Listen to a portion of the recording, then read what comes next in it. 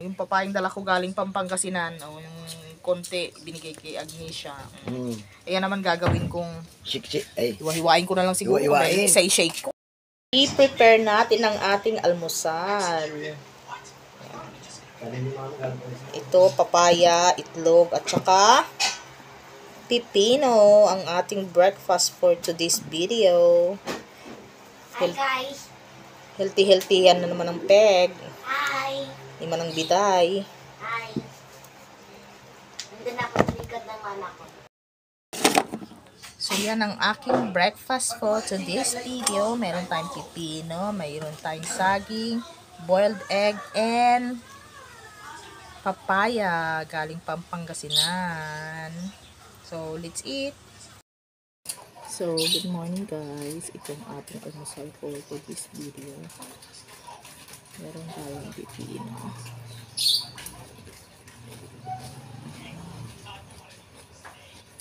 Lamig. Malang sarap. Meron tayong papaya. Healthy ang pet. Ang papaya natin ay galing Pampangasinan.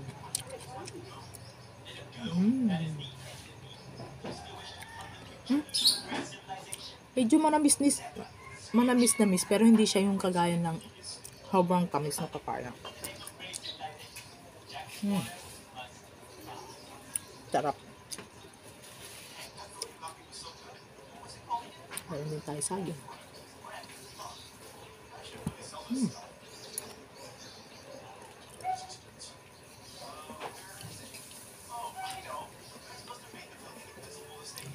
So habang tayo ay tumatanda, kailangan aware na tayo sa ating mga pinagkakain. Less salt, less sugar, less soda, ano pa ba? Less rice,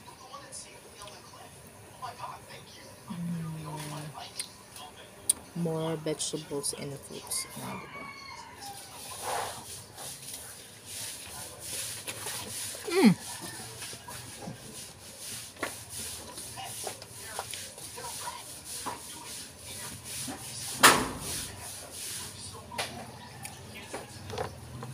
Ikaw yung almusal no?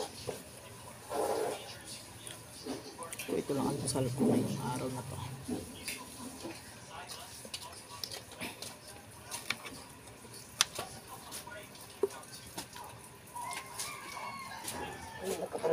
Hindi ka pa nakawalis dito.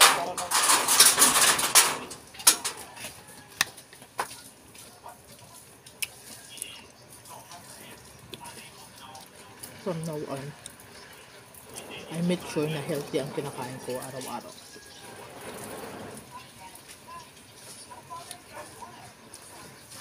Hindi man tago mayat. Adjust. Uy, ano yan? Ano nangyayari?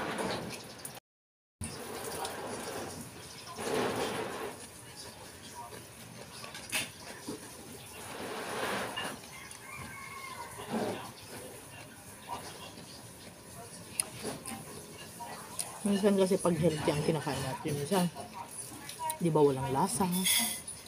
Or, hindi ka aya-ayang, lalo na yung mga hindi sanay sa gulay. Di ba?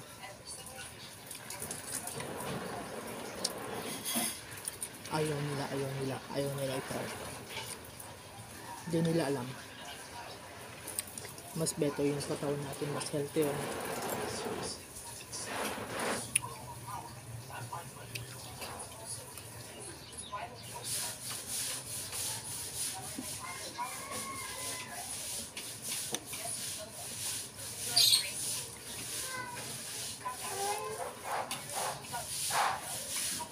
Ako nasanay na rin ako sa routine ko tuwing umaga na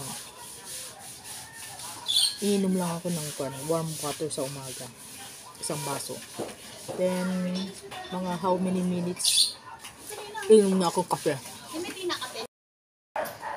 Then mga 10:30 or 11 kakain na ako ng yan. Almusal ko na yun at saka tanghalian ko.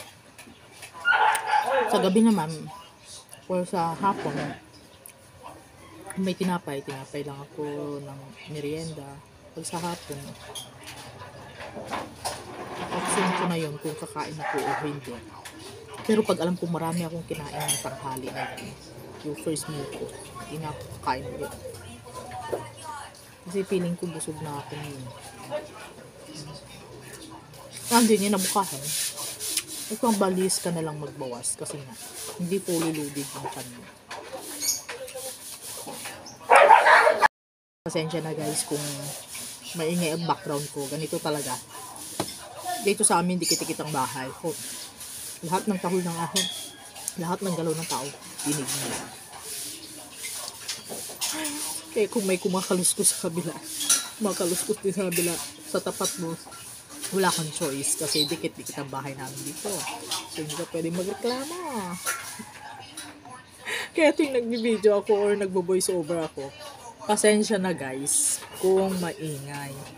Lalo na pag may nagpapagawa ng bahay, nagbabarena, or kahit ano man ang ginagawa. Siyempre, dinig mo pa rin talaga kahit na mag-voice over ka. So, pasensya na guys kung talagang maingay. Ang background ko,